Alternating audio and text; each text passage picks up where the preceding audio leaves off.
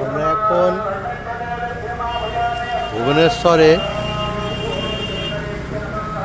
পারশুরামেশ্বর টেম্পলের সামনে রয়েছি। এটি ভুবনেশ্বর স্টেশন থেকে 4 কিলোমিটার দূরত্বে। তো বাইক, টোটো, অটো বা র্যাপিডো, ওলাতে, উবেরে মোটামুটি 10 থেকে 12 মিনিট লাগে এখানে আসতে। তো ভাড়া পড়ে 20 থেকে 25 টাকা। তো এই মন্দিরটি স্থাপিত হয়েছিল খ্রিস্টাব্দ 7ম শতাব্দীর মাঝামাঝি সময়ে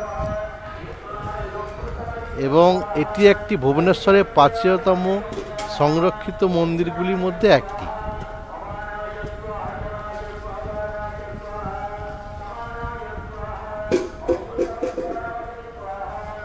এটি সোমবংশী রাজাদের পৃষ্ঠপোষকতায় তৈরি হয়েছিল বলে ঐতিহাসিকবিদেরা মনে করেন।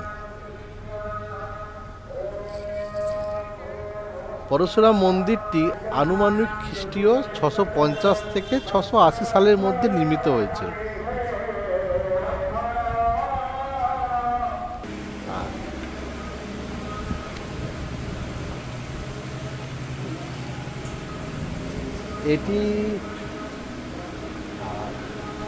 এই মন্দিরে দেবী দুর্গার মহিষাসুমর্দিনী রূপ ও বিষ্ণুর দশাবতার সহ অনেক দেবদেবীর চিত্র খোদাই হয়েছে এই মন্দিরে।